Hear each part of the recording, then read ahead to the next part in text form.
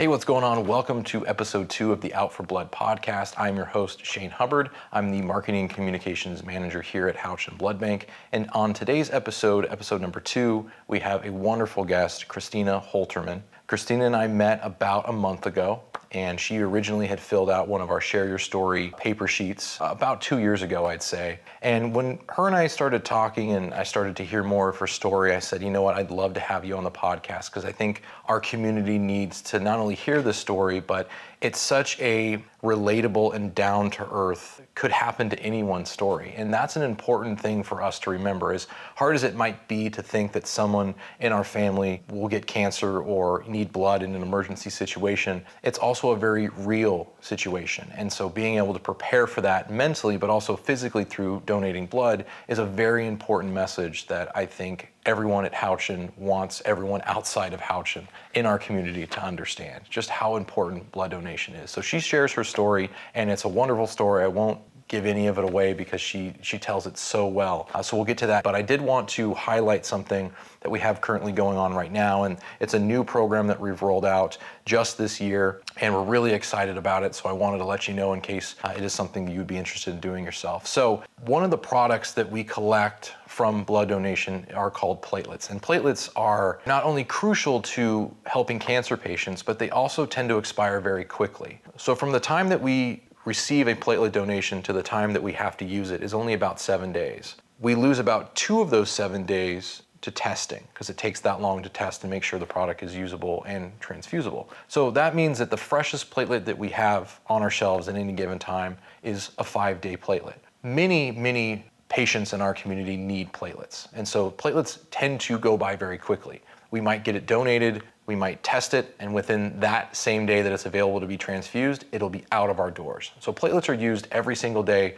for multitudes of reasons. And because of that, they're always in demand and the supply is always low. So something that we're trying to do more and more frequently is encourage people to donate platelets. Yes, we obviously need whole blood, and there are some specific qualifications that you need to have to donate platelets. But if you haven't donated platelets before, here's a couple of reasons why we think it's not only important, but something that might incentivize you to be motivated to come on in.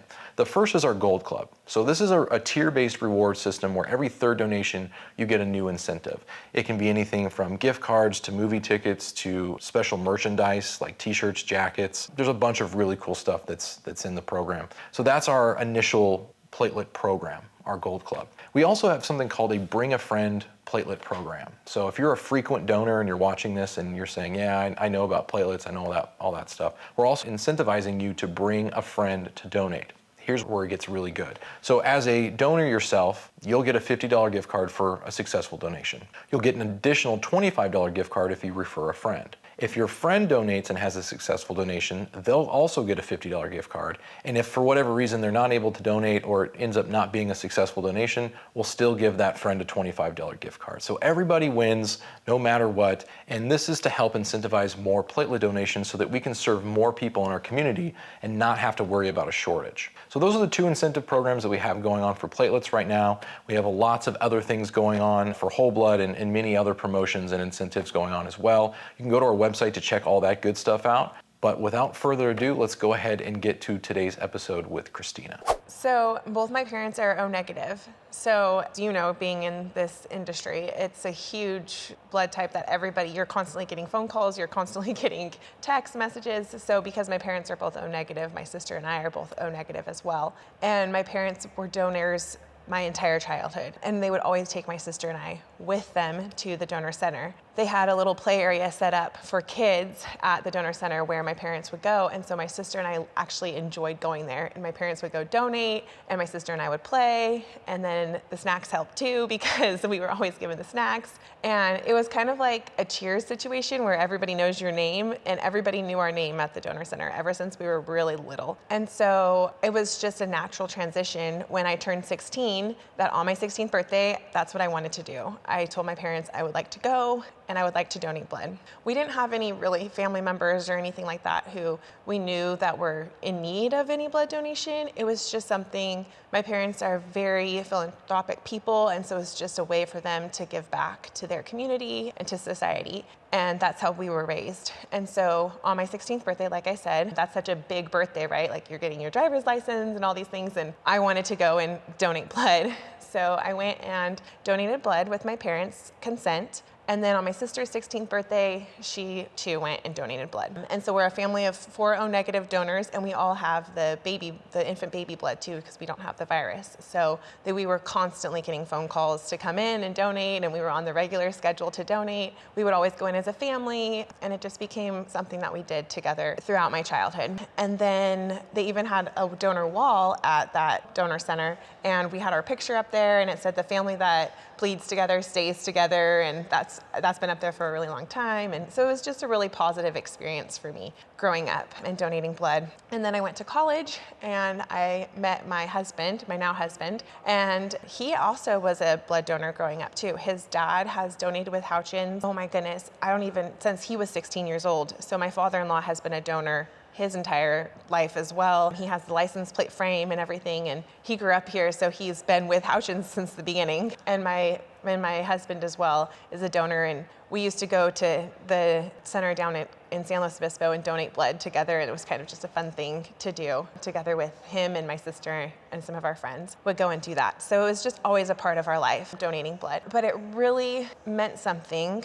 My sister-in-law was diagnosed with stage 4 cancer, and she needed blood donations. And those blood donations saved her life. She was in a surgery that was a 12-hour long surgery, and without those donors, she wouldn't have survived the surgery she needed a lot of different transfusions. So at that point, I really understood and realized why these donations are so important and what they're really giving to families. Whereas before it was just something I did. I knew it was doing something, I knew it was helping, but I didn't really feel connected other than just, I know it's a community service thing to do. So that really made it an important thing and really hit close to home once that happened. Yeah, no, I'm so glad that you are willing to talk about that, because obviously it's a very sensitive subject, and I'm sure it's very emotional. I think it's probably one of the biggest things missing for lots of donors is being able to have that, I don't know if closure is the right word, but it's like being able to make that connecting piece. You know, you understand the importance on a grand scale, but being able to put a name to the donation really makes a difference. And that can be challenging in a world where we obviously want to keep patient and recipients' privacy, respect that privacy. But yeah, that's incredible. So how did it change for you donating? Did it change for you? It did change for me. I think on a more emotional level, donating blood before was just something I checked off my list it was like time to donate, check, time to donate, check. And now I think it's something that if I missed it once in a while, it wasn't as big of a deal. And now it's more, I need to make sure that I go in, I need to make sure I donate. And I think there's definitely an emotional component now to it, whereas before it was just something I did, and now it's something I do for others, whereas before it was something more so I think I did for myself. It was something like to make me feel good. I'm donating and I feel good about, giving back. And now it's not for myself to make myself feel good, it's to give because now I can see that it truly is impacting somebody else's life, and not just the life of the person who is receiving the donation, but the life of their family as well. My sister-in-law was given 2 extra years because of these blood donations. She got to meet my daughter. She got to become her godmother. And so I feel like now I understand what you're actually giving to people and what people are actually receiving. And so I try really hard not to miss those times when I am eligible to donate. Right, you're essentially extending the life of somebody who was diagnosed with something that's very terminal. So wow, that's powerful. I mean, just incredible. So being a family of O negative donors obviously is, like you had described, a different sort of, do you feel like it gave you a different sense of responsibility knowing that there are certain blood types that do some different things and have an impact in different ways? Yes, definitely. I feel like if you're O negative, I think you know your blood type from an early age because that's the only blood type that you can receive. and it is the universal one too. So I think there is this different level of responsibility that I do feel like I have. And also this level of like, well, I hope other O negative people are donating too in case I ever need any donation, need anything for any reason. So there is this level of responsibility. And I think my parents really instilled that in my sister and I, is that, you were kind of given a gift in this. You were given this blood type, and therefore it is your responsibility and it is your duty to make sure that you are donating, because you can help other people through that. Even if you don't see it, you are able to make a difference in that.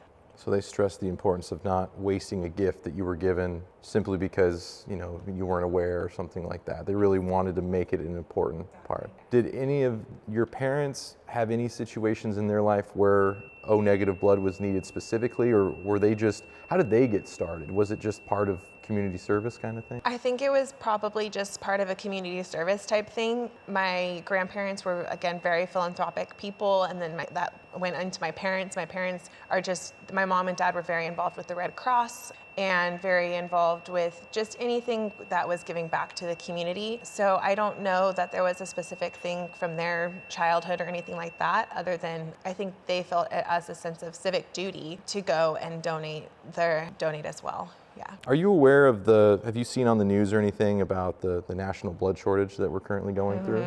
Yeah. What is your take on that? How do you feel about that? Does that concern you? It does concern me. I think I don't know why there's this now national shortage, because I don't remember that growing up, but it does concern me because we have an increasing population. And we need to make sure that we are still donating and making sure that we take the time to do that. But I do agree with you. There's this, you have to have the privacy of the people receiving the donations and the donors. But if you have somebody that you are connected with and you can hear that story of how it saved somebody's life, I really truly think that makes a difference in people's motivation to come and donate. It's not just like coming in here and not understanding what it actually is doing for somebody. But it is concerning, because I'm constantly getting text messages and I'm constantly getting phone calls as well, like, oh, we're in dire need, we're gonna be a day short. And so in my mind, I'm thinking, well, what if that had happened to my sister-in-law? What if there hadn't been blood for my sister-in-law during that time?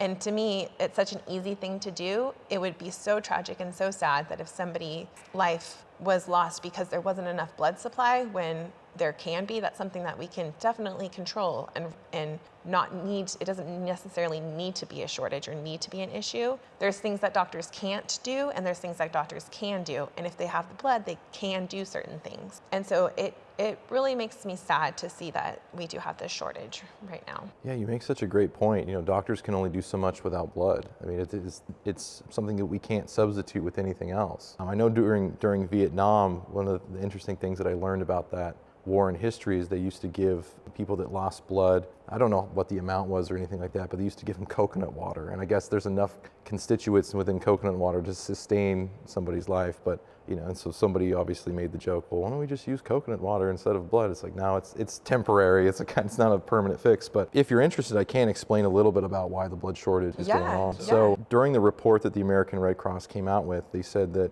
the last time they had a shortage that hit this low was about 20 years ago. So that puts us in the 2002-2004 period. It didn't go into why that shortage had happened. Interestingly enough, right after 9/11, we had a really strong uptick in donations for obvious reasons. I think a lot of people were not only united by that terrible day, but it was also just kind of reminded everyone that in a split second, we could need blood for a mass tragedy like that. So there's that. But really, the pandemic put a stall in lots of things. It obviously limited things like blood drives where it's obviously a small space. That was one thing. But after that subsided, we went back into high schools. And high schools are around 15 to 20% of our blood supply, simply because, student donors are come in large numbers, and obviously schools are big places to do drives. But it's also just, I think, people's awareness. The new generation of, Gen Z, millennial groups have said to me personally, I don't necessarily trust the medical system, and that's something that we're trying to bring awareness to and create more transparency around, because they live in a world where they're given almost endless amounts of information, and so they have much more research, whether they even do it or not, on what's going on in the world. There's also obviously more exposure of what's going on in the world than prior generations. And a lot of that is, unfortunately, I wouldn't say it's misinformation, but it's incomplete incomplete information. And so we, meaning blood banks in general, as a coalition across the U.S., are trying to fight against the misinformation and present more accurate information. And one of the things that a lot of people are asking is, well, times are tough. Is there any way that you can pay us? And due to FDA regulations, that's not something that we can do, but we understand the concern. Times are tough. People live paycheck to paycheck. Is there anything that, your experience sounds like it's very altruistic. It's not necessarily driven by an incentive. So for somebody that's trying to make that transition and see it as a thing that can benefit them, but obviously more so benefit somebody else, is there anything that you would encourage that person to think differently about? I would encourage that person to think about, what if this was my mom? What if this was my dad? What if this was my child or any family member, my brother, my sister, my aunt, my uncle? Look at the next time you're with your family member and look at that person and think, what if that was them? Because everybody lives in this bubble. I think we all want to live in our bubble, right? Oh, that's never going to happen to me. That's not going to be my life. That's not going to be in my world. And it can, and it will, and it does. And it might not be today, it might not be tomorrow, but at some point in time, we all have our trials and tribulations that we have to face. And it could be the person sitting next to you. It could be you that has to go through that. And so I would just encourage them to look at that person and say, I'm going to donate for you because maybe you might need it someday. That I think is really how we can get people to come and see that, because we are a society, I do think we are disconnected from some in some ways, especially since the pandemic. But I also think that we have seen after, like you said, 9/11, where we do pull together. And it is important that we, even if it's not our mom today, it's somebody else's mom, right? And so you can say, okay, well, it might not be my mom today, but it's somebody else's mom, and giving back to that person, because then wouldn't you want that person to give if it's your mom? Absolutely. And that's what I love about Kern County. So I originally grew up in the LA area, and I moved here about 8 or so years ago. And part of it was because the cost of living, but also I sort of always had this sense that growing up in a big city wasn't for me. Both my parents came from small towns. We would visit there often. I just felt more at peace in those areas. And so when I moved to Kern County, that's one of the things that I quickly started to understand, and that this is an extremely giving community. I mean, everyone that can donate rises up during, like just last year with the Hawaii fires. We had a huge response for that. Thankfully, the blood bank in Hawaii was able to collect all the blood they needed for the people that needed it, and so we had it on reserve for when they needed it. But just knowing that somebody in a different state on an island across the sea needs blood, and our community is willing to do what they can for those people, because at the time there wasn't a lot of other mass need for a large amount of blood. So that's really probably one of the most important messages that we're trying to get across, is that yes, it's great to come out when there's a huge need, but there are silent needs every single day. There's a woman in surgery right now who needs A negative blood. There's a gentleman who's fighting cancer who needs O positive platelets, whatever it might be. These are all the silent fights that these people are going through, and while it's tough to imagine that person and put a face to it, that's one of the things we're trying to do with our podcast, is get stories like yours from donors that have family members that have gone through that and that have been donors themselves, or from just recipients who have needed those products. So if you could have dinner with any 3 people famous, or anyone in general, family members that are dead or alive, who of those 3 would you pick? Okay, so first and foremost, I'm gonna have to say Jesus,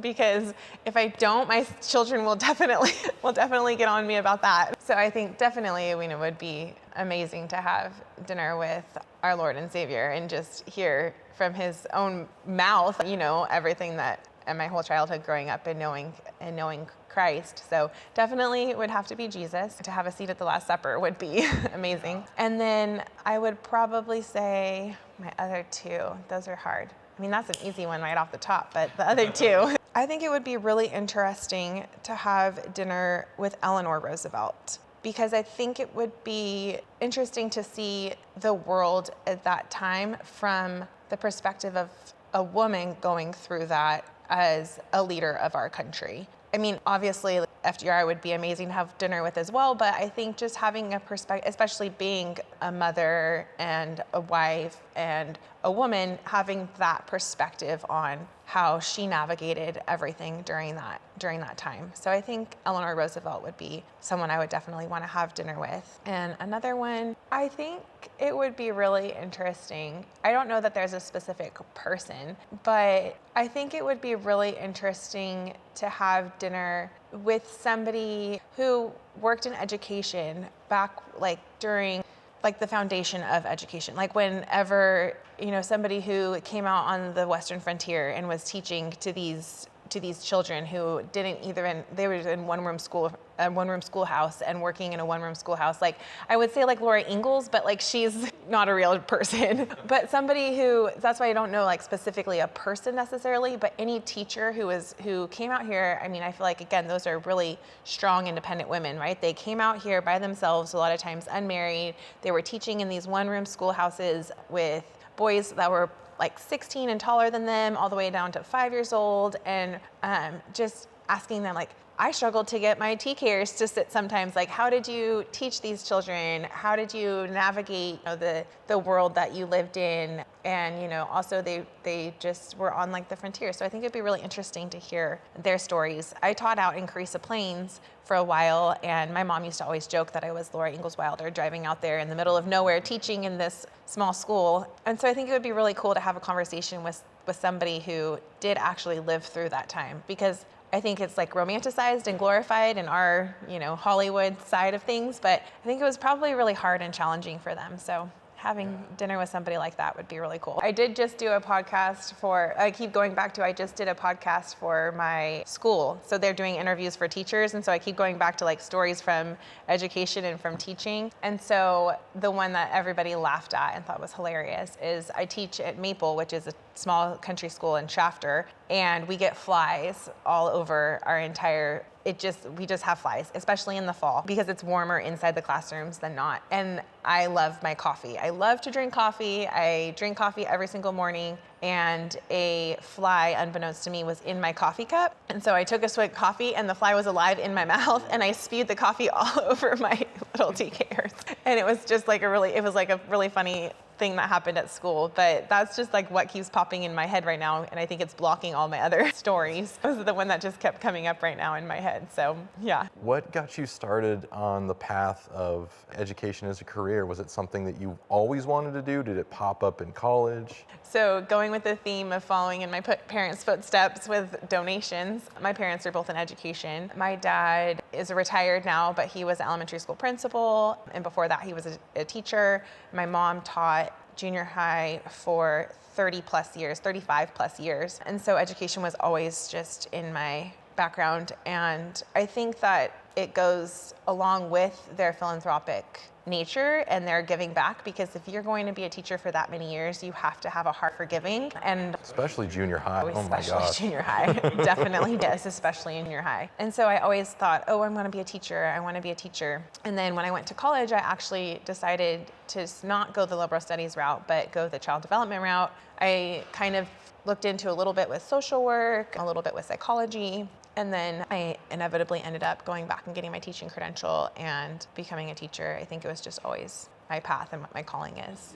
Yeah, I definitely think so. How would you convey the importance of donating blood to someone who doesn't donate? Maybe specifically somebody who is sort of turned off by the idea, not necessarily by fears of needles, but more just doesn't understand why it's important. I would just say that it is important, and I can understand where people can be turned off by the idea, right? It's kind of I don't want to say it goes against human thought process, that primal protecting of yourself, and they're taking blood out of me and putting it into someone else. It can get kind of squeamish, right? People can get a little squeamish with that. And I know you said not necessarily with somebody who's afraid of needles, but more so just the thought of it, or the taking the time, right? It takes so long to go and do that. And I would just say it really doesn't take as long as you think. The questions are really easy, and now you can do them beforehand. Even they'll send the email out and click, click, click, you're done and ready to go. You can do it the night before even. And it really, I think I've been in and out of a blood bank in 30 minutes. especially when you guys make it so easy when you have your mobile units out there. So I just encourage somebody to, like, even if you see a mobile unit and you don't have an appointment, just stop, because if you have that 15 minutes, it really only takes about that long. And I know you guys never turn anybody away when they stop, So I would just say that it really doesn't take as long of time. And if you're looking for some way to get back to the community, it's an easy thing to do. And it makes you feel good in the end, and you get free snacks. So that's always a bonus. You get free snacks, and then you get an excuse to eat a big meal later on, because And you don't have to work out. don't have to work out. Yeah, you get a lot of benefit from donating blood. So I would just say that look at all those positive things, right? The snacks, the not having to work out, the big meal at the end of the day. It really doesn't take that much time to stop by and come in. You guys have good locations, one on Truxton, one here. So, and it's also here at this location, it makes it really easy. I've brought my kids here before because you have that play center, and this was pre the pandemic, and I haven't brought them back since then, but now they're older. But when they were really little, it was easy. They would just sit and I could see them, because sometimes that's a deterrent too, right? Oh, I have young kids, I don't have time, I can't make it in. My kids loved it. There was new toys in there that they didn't play with at home, that they only got to play with here. Made it super simple, super easy. The staff here, kept an eye on them, would give them a snack. So it kind of made it enjoyable for my kiddos too. So I think that's not even an excuse, even if you have little ones at home. It's a fun way to get them out, and it's something you can do, and then it's fun for them too. So I just encourage people to really just try it once. And if it's not for you, it's not for you. But I would say just at least try it one time. Right. No, absolutely. That you brought up two very interesting points that we've gotten a lot of feedback on, which is the kids center, and I'll literally go and take a photo of it and send it to people, because it really is a great little spot. And like you had mentioned, it's see-through glass. You can see your child the entire time. You can ask for a chair closer to the area, provided it's available. We make as many accommodations for that, because yeah, you're right. I mean, if you don't have your kids in daycare, or maybe it's after hours, being able to have your kids be in a safe place where you can see them is important. And then when you see a mobile drive and you're out and driving, stop by, absolutely. What's really cool about that is that even if you can't donate at that day, you can stop by and request an appointment at a time, or get more information about a mobile blood drive. And we have all the mobile blood drives that are at least 2 weeks into the future on our website. So if you ever want to look at one in your area, there's even a map where you can search based on zip code. I mean, we make it about as easy as it can possibly be. So yeah, absolutely. I appreciate your time. It was so nice talking to you and you sharing your story, and I appreciate you being willing to share your story, because I know that these stories are the ones that really obviously hit the heart the most, and it's what we need to bridge that gap between somebody not really understanding the importance and then really connecting the two dots together. Yeah, so, definitely. Thank you. Yeah, Appreciate definitely. Of course. Yeah.